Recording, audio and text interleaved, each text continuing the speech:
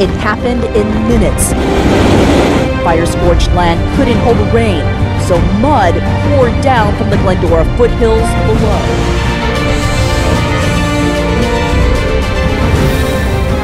Silva with this breaking news. A powerful earthquake has struck just off the coast of Chile. The U.S. Geological Survey says it had a...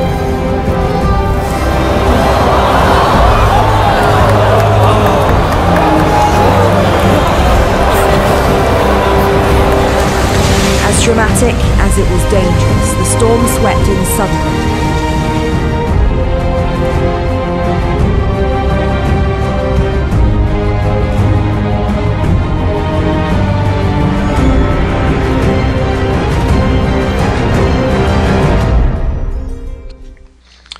Bonjour, Isdolem qui parle. Nous sommes le 10 avril 2014.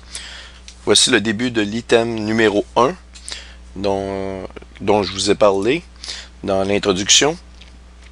Je vous rappelle que je vous ai fortement recommandé d'écouter encore une fois cette série vidéo-là ici, un voyage astronomique vers la fin des temps. Je crois qu'il y a beaucoup d'informations qui doivent être frais à votre mémoire. Ça risque de vous aider. Une autre aussi que je peux vous suggérer d'écouter, c'est celle que j'ai faite l'année passée dans le temps de Pâques. Je l'ai appelée Communiqué d'urgence du 27 mars 2013. Vous vous rappellerez à l'intérieur de ça que j'avais parlé justement de la venue de Obama lors de sa première visite historique en Israël. Qui s'appelait, je pense, c'était l'Alliance des peuples. Eh bien, je ne sais pas si la plupart d'entre vous vous en rappelez. Mais c'est une des séries vidéo que je vous recommande de regarder. On avait vu que Michelle Obama s'était habillée avec une robe dans laquelle on y voyait le logo du Verseau. Alors, je vais appeler ça, je pense, Opération Contre-coup. Bref, c'est une série que vous pouvez écouter aussi parce qu'elle est en étroite relation avec ce que je vais vous montrer. Alors, ceci étant dit, on va faire vraiment un rappel très rapide ici sur deux événements qui se sont passés aux Jeux Olympiques. Un aux Jeux Olympiques de Londres de 2012 et l'autre aux Jeux Olympiques d'hiver de Sochi en Russie. Alors, le premier événement duquel je vais vous parler, c'est celui-ci. C'est lors de, la plupart d'entre vous le savent, lors d'une des cérémonies pour la remise de la médaille d'or pour les États-Unis. Et bien, lors de cette cérémonie-là, on a vu ici le drapeau américain se détacher et tomber. C'est quelque chose qui n'avait jamais été vu. Alors voici, je vous mets l'extrait vidéo.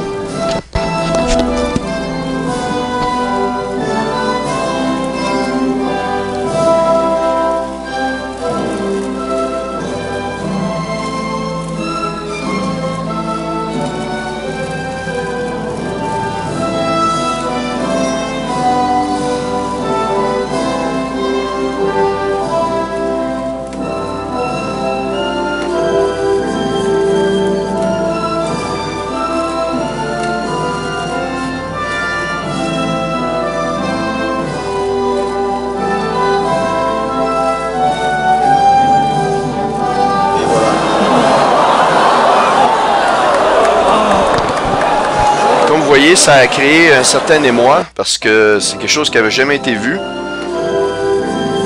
Alors, je vais juste vous revenir à l'image ici. Voilà, on voit les trois drapeaux. Le point que je veux vous mentionner ici spécifiquement, c'est celui-ci. C'est que ce qui est assez incroyable, et ce qui m'amène à vous dire que c'était quelque chose vraiment de planifié, peu importe la façon dont ils se sont pris, c'est quelque chose de vraiment planifié qui n'est pas le fruit du hasard. Parce que si vous voyez le drapeau qui est à la gauche des États-Unis, eh bien, c'est le drapeau de la Russie que vous voyez ici. Vous voyez exactement le même drapeau. Et le drapeau à la droite du drapeau des États-Unis, c'est le drapeau de la Bélarussie. Alors, mon point ici, c'est que la plupart d'entre vous connaissez le drapeau de l'Ukraine. Voici le drapeau de l'Ukraine, dans lequel le symbole est un trident, ici au centre.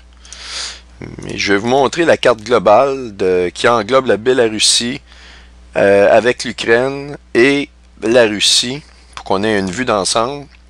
Alors voici ici la carte en question. Vous voyez ici la Biélorussie, elle est exactement au nord-ouest si vous voulez de l'Ukraine. Et à la droite, qu'est-ce que nous avons? Nous avons la Russie. Donc entre les deux, l'Ukraine se situe finalement entre la Biélorussie et la Russie, qui va même ici jusqu'au sud-est. OK?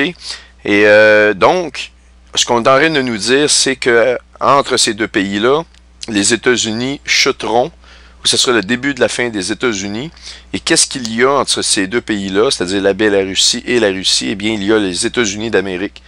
Beaucoup de gens ont manqué ce détail-là à l'effet que les drapeaux ici, lors de la remise de la médaille, on va y retourner, étaient effectivement le drapeau de la Biélorussie et le drapeau de la Russie. Écoutez, je ne peux pas vous dire si c'est complètement surnaturel, mais si on regarde tous les événements actuellement, et c'est clair qu'il y a quelque chose de surnaturel qui se produit, parce que les hommes, même s'ils peuvent essayer de faire en sorte que les choses soient au niveau du symbolisme, on ne peut pas arriver à avoir tout le temps quelque chose qui est parfait ou qui se tient comme ça. Et il fallait qu'ils aient arrangé quasiment les médailles. Il fallait qu'il y ait quelqu'un qui ait 3 médaillés. Un qui obtienne la médaille d'argent, l'autre de bronze, et que ce soit les mêmes pays, que les pays ciblés, qu'ils soient impliqués dans la remise des médailles, si vous voulez. Donc, c'est vraiment incroyable ici de voir toute cette situation-là. Et je vais vous montrer d'autres choses bientôt en rapport avec l'Ukraine. Vous allez voir que finalement, bien que les États-Unis sanctionnent, et les Nations Unies aussi sanctionnent ces agissements-là de la Russie, d'avoir pris la Crimée, ils se préparent pour envahir l'Ukraine, eh bien, même s'ils semblent sanctionner ça, c'est que dans le fond, ça fait partie de leur plan, c'est exactement ce qu'ils veulent. Ils sont de connivence avec la Russie. Vous devez comprendre que dans le nouvel ordre mondial, il va y avoir 10 rois qui vont régner sur 10 biorégions. Et chacun de ces rois-là, évidemment, se font promettre des choses avant la mise en place du nouvel ordre mondial. Et comme le dicton nous dit, on n'attire pas des... comment on dit ça? On n'attire pas des mouches en miel. Je me rappelle plus du dicton exactement, mais on a besoin d'attirer les gens avec de l'argent, avec quelque chose de tangible, si on veut que ces personnes-là embarquent dans un plan. Si on achète leur loyauté, si vous voulez. Alors, le deuxième événement que la plupart d'entre vous savez, c'est celui-ci. C'est lors de la cérémonie d'ouverture des Jeux olympiques de Sochi en Russie en 2014. Eh bien, on a vu le 5e anneau ici qui a fait défaut, c'est l'anneau rouge qui a fait défaut. Ce que vous devez savoir, c'est qu'à l'origine, le 5e anneau était l'anneau rouge, représentait les Amériques, ou l'Amérique si vous voulez. Et donc, ce qu'on est en train de nous dire, c'est que bientôt, il va y avoir un monde sans les États-Unis d'Amérique, sans l'Amérique. L'Amérique ne fera plus partie du monde qui vient. Il y a deux symboliques à la création des anneaux par Pierre de Coubertin, qui ont été faites à l'origine en 2012. Pierre de Coubertin, ici, je vous parle d'une citation qu'il a fait au mois d'août 2012, en rapport à la création de ces anneaux-là, de ces symboles d'anneaux-là. Il a dit que au départ, il avait créé ça pour y inclure tous les pays de tous les drapeaux du monde, pour ainsi montrer, si vous voulez, une genre d'unification de tous les pays. Et c'est exactement ce qu'ils veulent faire, c'est-à-dire qu'ils veulent mettre tous les pays, dans le fond, toutes les nations seront sous le joug, le contrôle d'un seul gouvernement. Ils veulent universaliser, si vous voulez, tous ces pays-là, toutes les nations, n'en faire qu'une seule grande nation mondiale. Bien, c'est un peu ce que Pierre de Coubertin nous dit ici. Par contre, dans le manuel à l'origine, dans le manuel de la création qui avait été produit par le Comité des Jeux olympiques en 2012, on nous dit dans ce manuel-là que les 5 anneaux représentaient les 5 continents. Et donc, le rouge ici représentait les Amériques. Alors, voyez-vous, c'est vraiment une contradiction, mais en fait, il n'y a pas de contradiction. C'est que les nations étaient des nations distinctes à l'époque de la création, au début du siècle, si vous voulez, du 19e siècle. C'était, du 20e siècle. Au début du 20e siècle, on était donc à la création de ces anneaux-là. Et tous les pays étaient distincts à ce moment-là, avec toute leur monnaie, leur politique, leur gouvernement. Ils étaient vraiment séparés les uns des autres. Et 2012, c'est assez spécial parce que c'est 100 ans avant la mise en place, qui est le 21 décembre 2012, de leur pierre angulaire pour le sprint final pour l'établissement du nouvel ordre mondial. Je pense pas que l'année ait été choisie non plus par hasard ici.